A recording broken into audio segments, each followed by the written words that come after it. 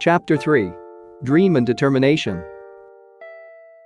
And the winner is Sasuke. As the watching students cheered, Naruto, lying flat on his back, looked up at the sky. It was a nice day, he thought, with only a few clouds in the sky. After a few seconds passed, dredging up the last of his willpower, he clambered up to his feet, ignoring how sore his body felt. Brushing the dirt off of his pants, he walked to the edge of the wooden platform and leaped heavily down. The next bout will be between Sakura and Ino. He heard Iruka call out, and two squabbling girls jumped up to the platform. "Nice one, Naruto," a boy called out. Without responding, Naruto passed him by, but not before he heard the boy add, "You lasted almost 10 seconds up there." The children standing near them laughed, and feeling the tips of his ears beginning to burn, Naruto abruptly picked up pace and ran back inside the academy building. His footsteps pounded loudly through the hallway, and even though he knew he should be practicing how to run without making a sound, he couldn't bring himself to care. The door to his classroom opened with a clatter, and straining on his tiptoes, he grabbed his bag from his cubby near the end. Naruto knew it was wrong to leave when academy wasn't even over, but the only thing they were doing for the rest of the day was the one-on-one taijutsu fights. No one would notice him gone except maybe Nogi and her friends, anyways. Just as he neared the open doors to the front exit, Naruto heard the sound of adult conversation and skidded to a halt. His heart pounding in his ears, he looked right and left, looking for a place to hide. As the sound grew closer and closer, he chose the first thing he'd noticed, dashing into the niche between the door and the wall. "The students coming along? They're very promising. We're conducting this year's first taijutsu tournament today, and they're all performing excellently." Naruto's eyes widened as he recognized Iruka's voice. Hadn't he just been back at the arena? What was he doing here now? Had he noticed Naruto was gone? Unable to put aside his rising curiosity, he put an eye to the crack of the door, and then seeing the person beside Iruka, he felt his heart skip a beat. The Hokage was standing right in front of the very door he was now quivering behind. "Ah, Fugaku's younger son is in your class, no? Quite precocious, isn't he? Actually, while I'd hate to see him go, I think that, if he continues to perform as well as he is doing now, transferring him to a more advanced class wouldn't be out of the question. They are brothers after all," the Hokage chuckled. There was a short pause, as the Hokage seemed to be surveying the academy building. For a horrifying instant, Naruto thought that the elderly ninja's gaze had paused on the sliver of his face and had to fight the urge to run. But then he turned away, and Naruto felt some of the feeling begin to return to his face. They resumed talking, but began to move away in the direction of where the other children were, and after a short while, Naruto finally came out from his hiding spot. His head turning back and forth rapidly to survey the empty lot, Naruto ran as fast as he could, only coming to a stop when he reached the cover of a patch of trees. Panting, he rested for a few minutes against the trunk of a cherry blossom tree. 2 weeks had passed since he joined the academy, and Naruto had quickly learned that it wasn't just basic ninja knowledge that he was behind in. Many of the other students were from clans or had ninja relatives, and they had been training since well before joining the academy.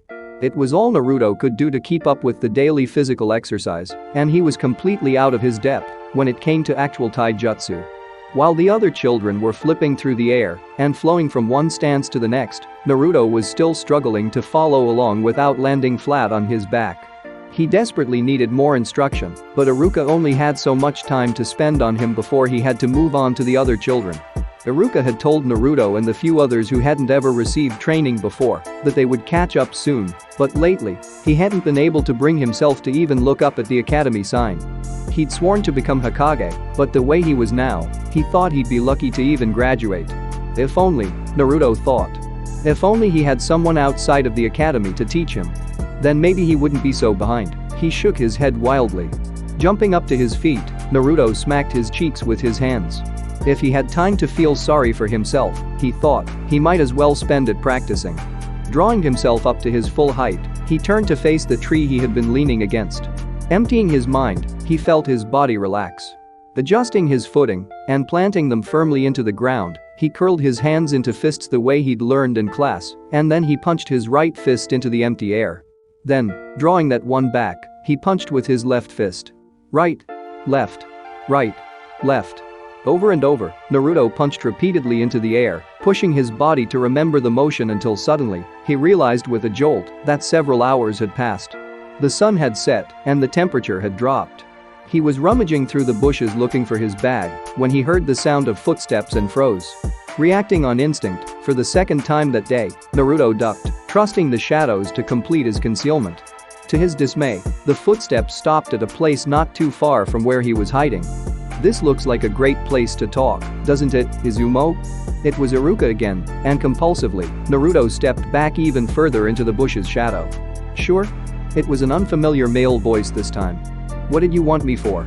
"I was just thinking, it's a pity the Konoha Archive Library is closed to civilians, isn't it?" "What?" "Of course it is. We wouldn't want sensitive village information falling into the hands of just anybody. But it's not just that, right? There's the jutsu section, with scrolls on taijutsu, genjutsu, ninjutsu, well, yes. But civilians would just hurt themselves without formal instruction. But if that section was open to, say, academy students, that'd help them with their studies, don't you think? Are you feeling okay, Iruka?" The voice sounded annoyed. "Of course it's open to academy students. Not that my little sister seems to care. Oh yes, I forgot. They'll need an academy instructor's permission for more advanced level scrolls, but basic and fundamental scrolls are freely accessible to students. The Konoha Archive Library sure comes in handy. Don't you agree, Izumo?" "What in the, wait, this is Katetsu, isn't it?" said the other voice suspiciously. "Was that supposed to be your impression of Iruka? I'm right, aren't I?" Yeah, you caught me. Absolutely terrible, man. I'm a bit rusty, I suppose." "Rusty? That doesn't even cover it. Iruka doesn't stomp around like that, he kinda walks with his hips moving like this." There was a rustling sound. Like this?" "Yeah, exactly. Spot on. See, you can do this." The voices faded away.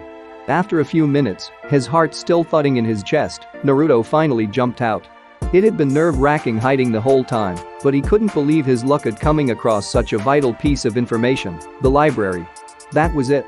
His mind racing with the possibilities, Naruto rushed home. If he had stopped even for a minute to retrace his footsteps, he may have found the conversation rather odd, as though performed for his benefit rather than a truly organic dialogue. Instead, he turned in for the night extra early, practically flying under his bedcovers in his excitement. As tends to happen, however, he found himself watching the glow of his alarm clock for half the night, willing time to speed up to whole while, and when he finally woke up the next morning, not having even realized when he had fallen asleep, he bustled around his apartment getting ready, with more energy than he'd had the entire past week combined. That day's academy lesson was thankfully conducted indoors, with a primary focus on reading, writing and math, and as soon as classes were over, Naruto was the first one out the door. He'd seen and passed by the entrance to the archive library before, of course. It was near his home, built right under the Hokage monument. But the sign had always looked so official, and the long doors too foreboding. Climbing up the stone stairway, he hesitated before the entrance. Reaching out with a hand, he pushed the doors, and despite their size, they opened silently. Inside, a bored-looking Chunin was sitting behind a black counter, and beyond that, Naruto felt his eyes widen as he saw a huge expanse of bookshelves, with tomes and scrolls crammed into every open space from top to bottom. There was even another stairway that led downstairs to a whole other floor of bookshelves that stretched from wall to wall. "Pass," the Chunin grunted, not looking up from the book in his hand. Naruto froze. His hands tightening over the strap of his bag, he looked down at his toes, wondering if he'd misheard Iruka, or Katetsu, he supposed. He started out. At the sound of his voice, the Chunin looked up, and as recognition flitted across his face, for a second, Naruto thought he was going to yell at him to get out. But to his surprise, the Chunin put down his book and scribbled something on a piece of paper before ripping it out and giving it to him. "Here's your academy student pass," he said. Naruto hesitantly reached for it, wondering wildly whether the Chunin would snatch it back at the last second with a sneer. But his fingers wrapped around the paper, and the Chunin let go. He returned to his book. Slowly, Naruto turned around, looking out once more at the bookshelves. "First floor only," the Chunin added in his bored voice.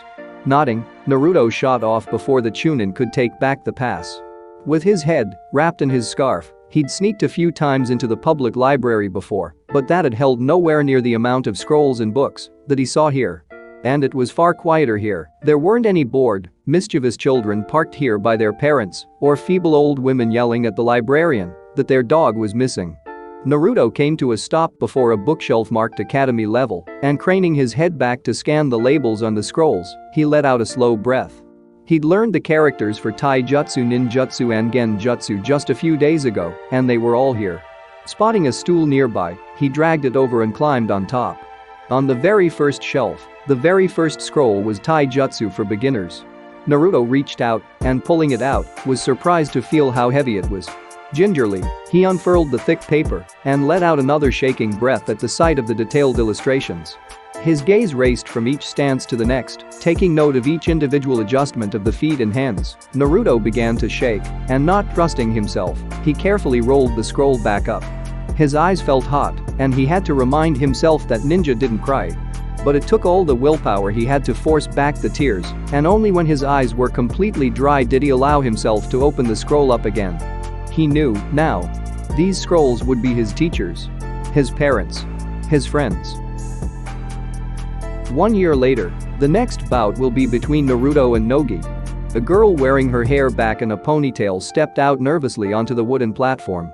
The platform, which had been smooth and unblemished at the beginning of the year, was now scarred with numerous marks of past fights, serving as a reminder of how far they had come since then. Opposite her, a young boy with red hair leaped lightly onto the platform, making only the slightest sound as he landed. He stood relaxed and comfortably, with his hands hanging in front of him. His name was Uzumaki Naruto. Nogi hated him. At first, it had been fun, just because he was so easy to make fun of with his stupid hair, and she never got in trouble for picking on him, because nobody else liked him either. When her papa came home late smelling of beer and yelled at her mama and told Nogi to pick up her damn toys, there was nothing that made her feel better than running outside and taunting him with Funin and Yasu.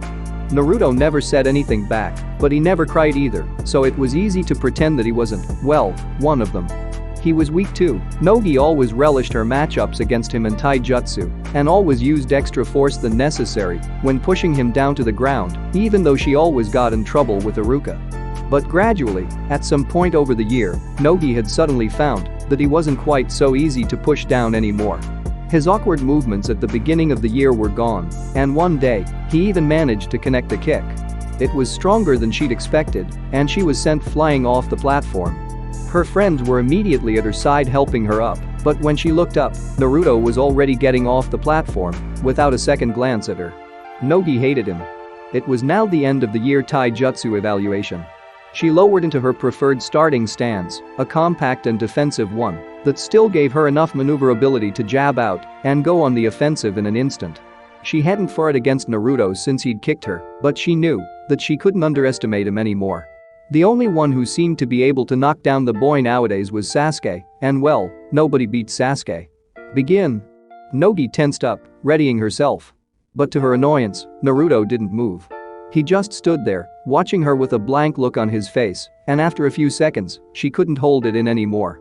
His red hair taunted her, filling her with anger, and she charged at him. Her hands were outstretched, and she threw herself forward when he stepped aside. She felt something smash down on her back, and grunting in pain, she fell flat on her face. Before she could get back on her feet, she felt Naruto kick down on her side and shove her off the platform. She landed roughly with a loud thud and coughed as a cloud of dirt erupted around her. The winner is Naruto. Nogi forced her sore body to turn around, and seeing Naruto's back as he walked off the platform, she felt hot tears begin to form in her eyes. She really hated him. After the year's evaluation, when Iruka took Naruto aside and asked whether he wanted to be transferred to an upper-level class, he answered yes without a second's hesitation. Instead of being in the top of his class, as he was now, he would probably have to return to being in the bottom-most rung again. But Naruto didn't mind. He knew that with patience and hard work, his teachers would guide him once more. "I'm glad it worked out," was Iruka's last remark to Naruto, though he didn't quite understand what the chunin meant. That winter, Naruto spent even more time in the archives than before, determined to get an early start on his studies. And finally, when springtime came and the academy opened again, he found himself standing before yet another class of strange faces that looked back at him with sullen eyes. Steeling himself with a blank look, he prepared himself for yet another year of insufferable snickering and taunting. However, to his surprise, his new classmates were slightly different. They were older than him, being 9 or 10 years old, and he found that to some extent, they had grown out of the ignorant cruelty of their childhood. They were at the age when they began to think for themselves instead of blindly following what their parents told them to. But at the same time, nobody approached him. Naruto wasn't an outsider, but he wasn't one of them. He was just something that sat beside them in their classroom and sparred with them outside. Well, that was fine with Naruto. He'd gotten along just fine without any friends in his first class, and the newfound peace in his current class was more than enough for him. He had his teachers in the archives. They taught him and kept him company. And even more than that, they were his friends, and Naruto didn't have to hide anything from them. Naruto had 2 secrets that he'd never told anyone else. The first was that he felt 2 types of chakra running through his body. Of course he couldn't see any of it, but if he had to describe them in terms of how they felt, he'd say the first one felt yellow and that the second felt red. He had never tried directly using the second chakra. He'd found out early on that, so long as he focused on his yellow chakra, he could easily direct it to gather wherever he wanted. The red chakra was much wilder and much more stubborn, and sometimes disrupted his chakra, making his ninjutsu fail. After some deliberation and several headaches, he had put aside his red chakra, focusing instead on controlling his yellow chakra. The second secret was that, when he nudged his red chakra, a curious black seal appeared on his abdomen. It looked similar to the symbol on the shoulders of the ninja uniform, with squiggly lines coming out like the rays of a sun, but there wasn't much more Naruto could decipher about it. After all, in the academy, they hadn't learned anything beyond the bare bones of Fuinjutsu, let alone anything about putting seals on a person. The implications of there being a seal on his body were initially chilling. Why was it there? Who had put it there? And what was it sealing? Was it perhaps the source of his red chakra? To his disappointment, there was nothing useful on the subject of advanced Fuinjutsu in the archives, and when he tried to reason it out in his mind, all it did was give him a headache. Thinking about it rationally, Naruto would have expected himself to do everything that he could to figure out the seal. And yet, strangely enough, he felt no compulsion to do so. On the contrary, he found the topic of the seal even slipping from his mind, sometimes to the point that he had to stop and think about what he was looking for in the archives. It was a strange thing. But aside from the occasional headache, it didn't seem to affect him in any tangibly negative manner, nor was there anyone he could have asked about it in the first place. In the end, after several weeks of frustration, he put it aside for good and stopped thinking about it at all. And so, the months passed. Every morning, Naruto woke up early and, after his routine sets of push-ups and pull-ups, as recommended by a body training scroll, he practiced building up chakra by walking up the walls of his apartment. He also began to spend his mornings meditating and concentrating on feeling the flow of his chakra running through his body. It was hard to believe that there had once been a time when he didn't know what chakra was. It was the spirit of his very self circulating throughout his body. In the afternoons, Naruto attended the academy and learned about chakra and hand seals, mastering basic techniques. He studied how to set traps, how to disguise his own presence, and how to eliminate as much sound as possible from his movements. He learned how to detonate explosive tags remotely with chakra and could release himself from all basic genjutsu. He was smaller than everyone else in his class, so he didn't win quite as easily as he had before, but he made sure none of his losses were in vain. Instead, he learned how to weave in and out to confuse your opponent and how to use his opponent's movements and body weight against them. And in the evenings, Naruto hurried to meet his teachers and friends in the archive library. In return for his loyalty, they granted to him their secrets, teaching him the lore of how jutsu worked, of how one used hand seals to manipulate, how much chakra one used to fuel a technique. He learned that, while the academy taught them the traditional way to use seals and jutsu, a true master of ninjutsu could perform a complex jutsu with just a single hand seal. Naruto had become such a frequent visitor at the archives that eventually, the Chunin had stopped paying such close attention to him. He didn't want to lose their trust, but sometimes when he thought it was safe, he slipped out of the academy section and went into the higher-level jutsu shelves. It was there that he discovered that a technique called the Kage Bunshin, shadow clone technique, existed, which his usefulness far outstripped that of the simpler version they learned in the academy. Determined to master it, he slipped it back with him into the academy section. Then, he quickly read through the instructions, hiding it behind a scroll about the applications of water jutsu in agriculture. Reading through it, it became readily apparent as to the reason why they didn't teach it at the academy. Unlike the illusionary clones, the shadow clones took up substantially more chakra. It was an amount that the typical person couldn't afford to expend. However, in his experimentations with his different types of chakra, Naruto had come to realize that his chakra reserves far exceeded that of any ordinary ninja's levels. And so, with extensive practice in the forest, he was eventually able to successfully summon several shadow clones. Furthering his studies, he also began to read about chakra theory. He read about chakra affinity, and from a test with special chakra paper, learned that he had affinity for the wind element. From then on, following the rather cryptic diagrams provided in the scrolls, he began to experiment with molding his yellow chakra, observing how its properties changed depending on how he manipulated it. When Naruto first succeeded in changing the form of his chakra into being as sharp and thin as possible and then released it, he found himself being blasted off of his feet as a strong gust of wind exploded in the area around him. Though it was exhausting, it was also exhilarating, and Naruto resolved to add elemental manipulation to his daily exercises, determined to master it. In this manner, 3 years slowly passed. When Naruto was 10, he graduated from the academy at the top of his class and was put into Team 7 with 2 other genins, a girl named Mayu Kamizuki and a boy named Rai Hagane. Mayu, a small forgettable girl with brown pigtails, was timid and seemed entirely too afraid of Naruto to talk in his presence. Instead, she hid behind their other teammate Rai, a tan dark-haired boy whose face was somewhat marred by a scar that ran strikingly across his left cheek. Neither seemed altogether pleased about being in the same group as the village pariah. Their Jonin teacher was the renowned shinobi copy ninja Kakashi. End of Chapter 3. Chapter 4. Distant Memories.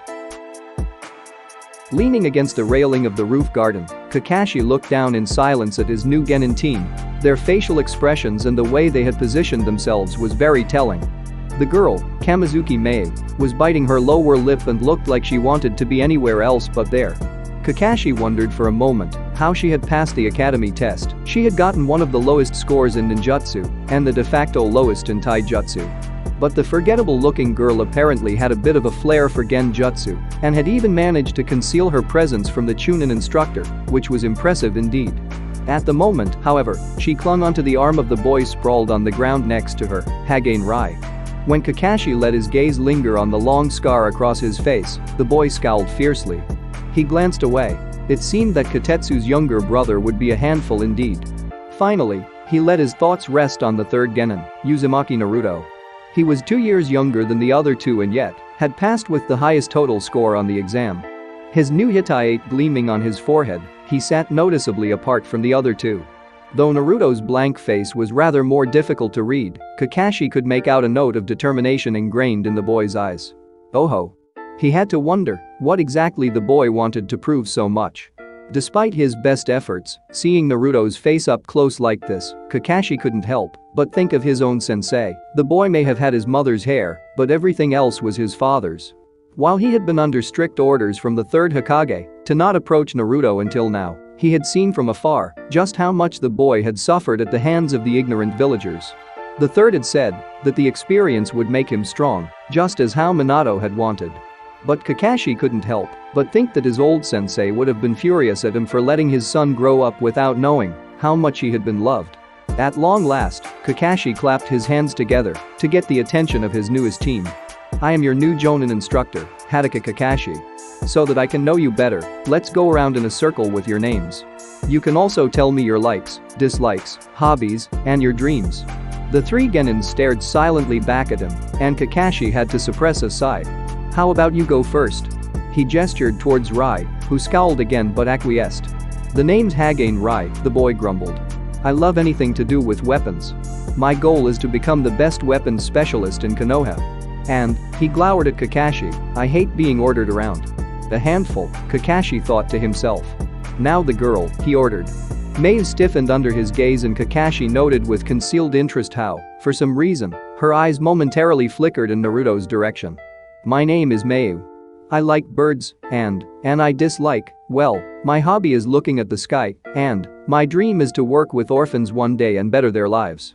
As she said this, Kakashi had followed her body language carefully. Nearly the whole time, She had been biting her nails while looking down at her sandals. But as she talked about her dream, she had stopped fidgeting, and her voice hadn't wavered once.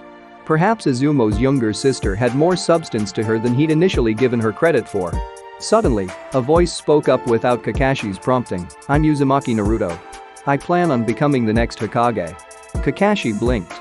It was the first time he had really heard Naruto's voice. It was even-toned and tempered, which was to be expected considering the isolated lifestyle he knew the boy to have led. But his words, their lack of empty bluster, and even more so, the conviction behind them, now that was a surprise. He hid a smile behind his mask. Maybe the third had been right after all. It looked like the fourth son had grown up to be quite interesting. The next day, the newly formed Genin team waited at the training field for their new Jonin sensei. Though Kakashi had told them to arrive early, it seemed the man himself was going to be late. Grumbling about being hungry, Rai sprawled across the ground. Her face pinched with hunger, Mayu sat down next to him. As the minutes ticked by and the sun inched up the sky, Naruto observed his new teammates in silence. Rai Hagane and Mayu Kamizuki, he had never really noticed either of them in his classes. Though that wasn't saying much, when he had barely interacted with any of his classmates over the past few years. The scant little he could recall of either of them was superficial at best. Rai was loud, and Mayu was quiet. It seemed the two had known each other for quite a while as well, considering how tightly Mayu stuck to Rai's side. None of this would have mattered to Naruto, except for the fact that they were now a team. He held back a sigh. He wished they would have just put him on a team by himself. It would have been less cumbersome that way. Though Naruto had made an effort to stay alert, when his stomach began to make rumbling sounds, he settled down on the ground. Closing his eyes and focusing on the stream of chakra running throughout his body, Naruto began to think upon their present situation. Why had the three of them been explicitly told to come this early for training? Why hadn't Kakashi come yet, leaving the three of them alone together?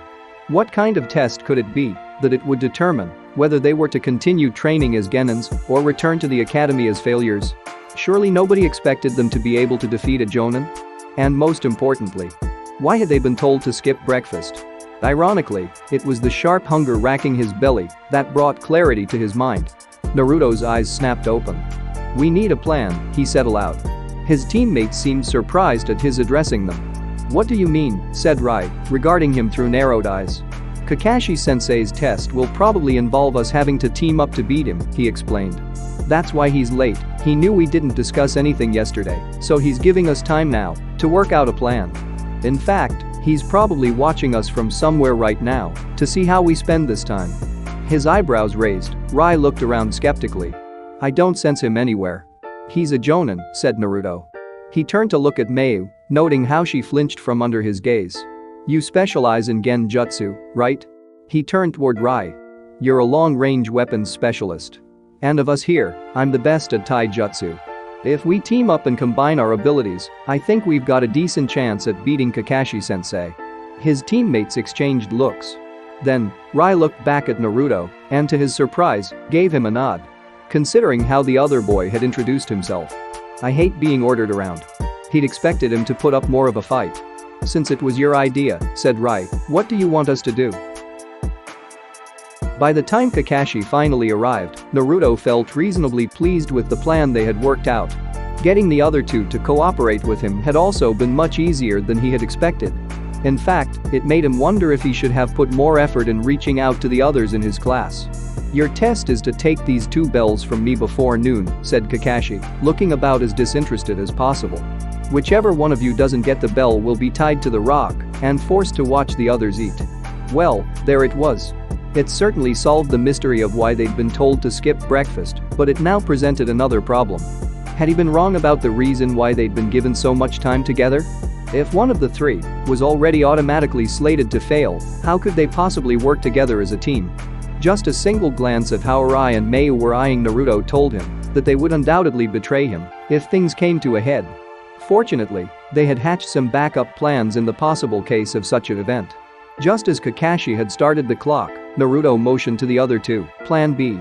When there wasn't an immediate response, he tensed. Would they move as they'd agreed upon? True, he'd made another backup plan of his own just in case his teammates betrayed him from the start, but its chances of success were significantly lower. But to his relief, just as he was about to consider a change in plans after all, they nodded in agreement and then disappeared in a blur of motion. Directing chakra towards his feet, Naruto silently leaped up a tree to gain some higher ground. Once secured on a branch, he checked for Kakashi's location. To his surprise, he appeared to still be standing where they'd left him. Either the man really underestimated them, or it was a clone. There had to be a reason behind this farce of a test. It seemed unlikely that Kakashi was simply a sadist and took pleasure in failing genins. The man had seemed a bit too bored for that. It was more likely that he was trying to teach them some sort of meaningful lesson. Yet the test was set up in a way that guaranteed that at least one of them would fail. Was this supposed to be a demonstration in self-sacrifice? Was one of them meant to patriotically sacrifice himself for the success of their mission?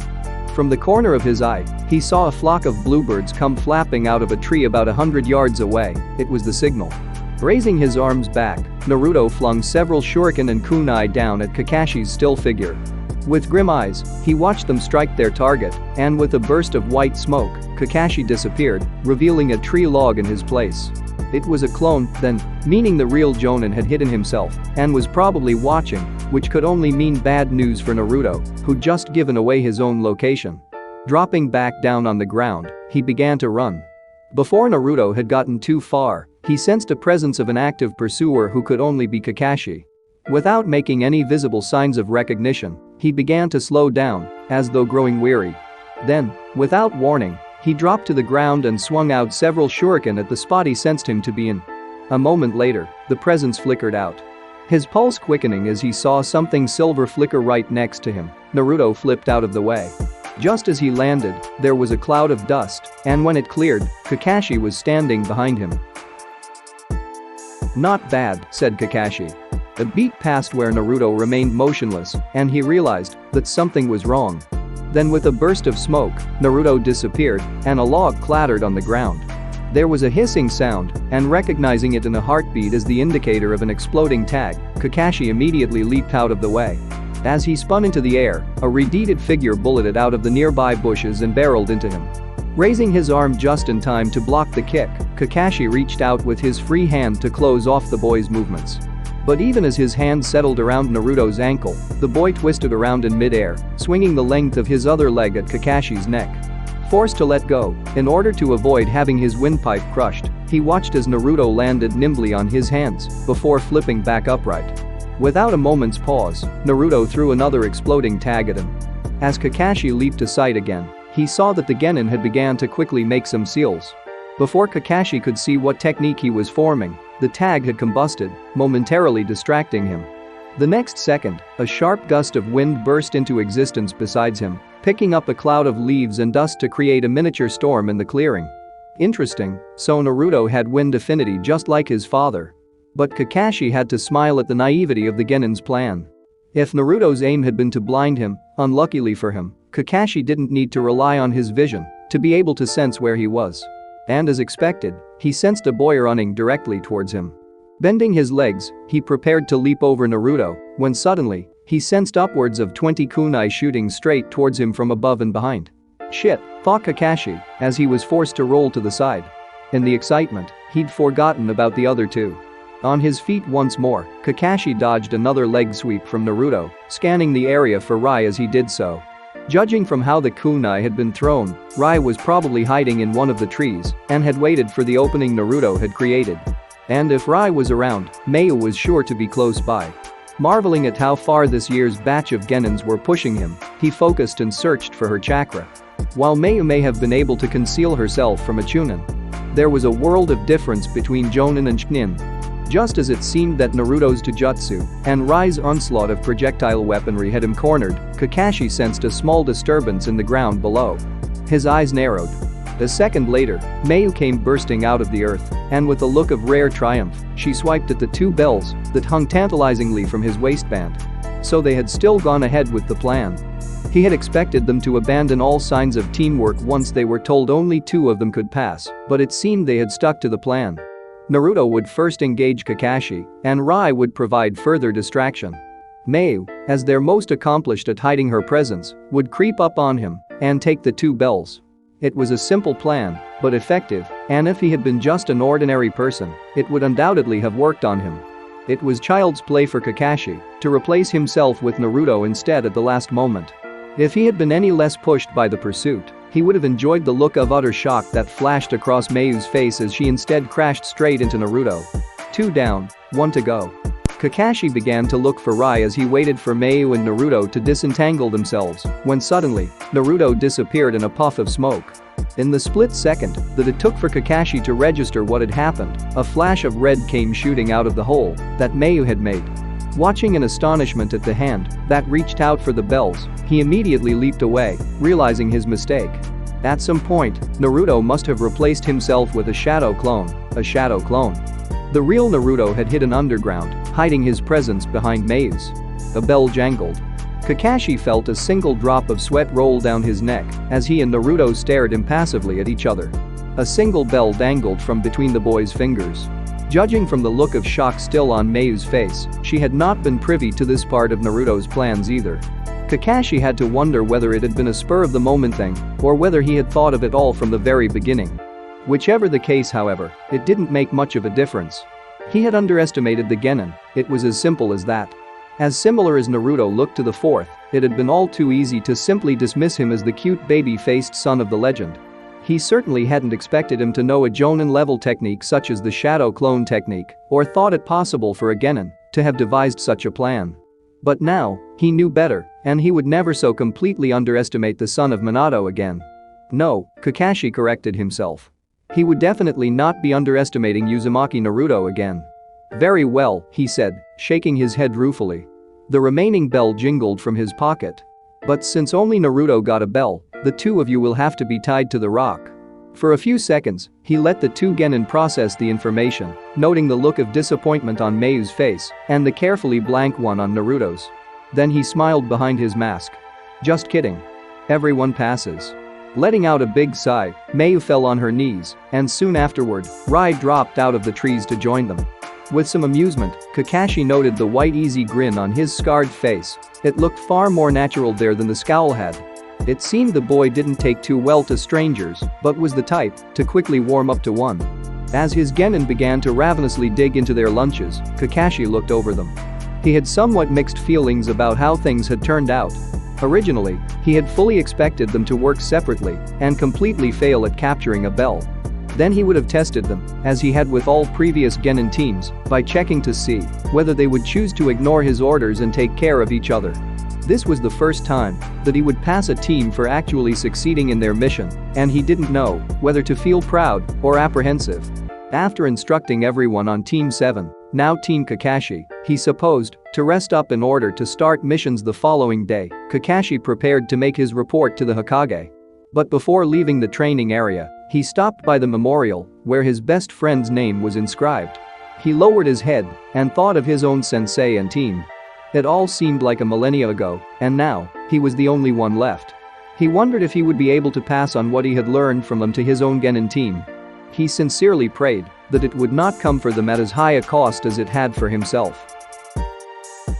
End of chapter 4.